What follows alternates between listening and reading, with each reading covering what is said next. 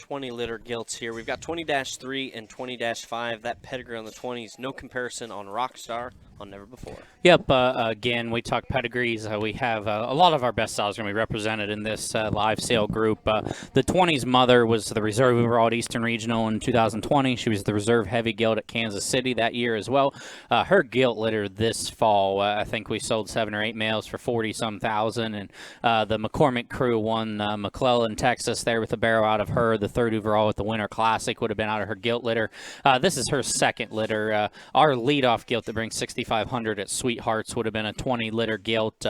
We saved the rest of them for our live sale, so we're going to dive into these. The one Abby's getting her head up, starting to follow the stick a little there is going to be 20-5, kind of the white-footed one.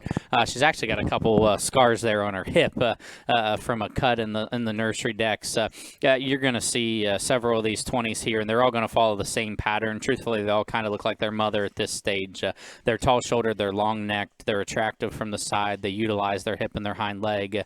This one's maybe just a little greener in terms of muscle pattern and type, and maybe not one of those ones that's ready to rock and roll in an April jackpot setting, but her build and flex and function, I think when this one hits 150 or so and bulks like she's going to, I think one that you could be very, very happy you put in the barn. Yeah, absolutely, and I think those things are absolutely going to come. She is good built. She is attractive from her shoulder blade forward, and I think this is the kind at this stage that I gravitate towards, because I think when she hits her stride at, like you said, 150, 200 plus, she is never going to look back, because good, flexible hind legs never go out of style.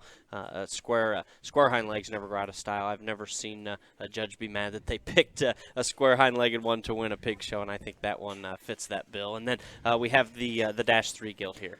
Yep, and I think maybe the 20s as a whole, as we'll get into their brothers as well, I think are almost deceiving at first, because when you really start to study them, when you start to analyze their toes and their feet and just their bone, those things are stouter and bigger footed than I think you maybe hit at first glance. And if you like 20-5, you're certainly going to like 20-3. They're the same build and type and kind, and just athleticism, functionality is awesome. 20-3 here has a little bit more everywhere at this stage. She's got a little more spread. She's got maybe a little bit more just bulk, and especially out of the backside of her blade, and still comes with that same just attractive look from the side. And it's just one, and I think those sentiments ring true. She's not going to be the big fluffy one in April, or probably not in May, but I think her best days mid-June to August and even into the fall could be a fun one. Yeah, I think either one of these gilts, the -3 or the -5, you're going to be darn happy with them, because, like I said, this one fits the same bill. Like you said, she might be a little stouter jawed too, but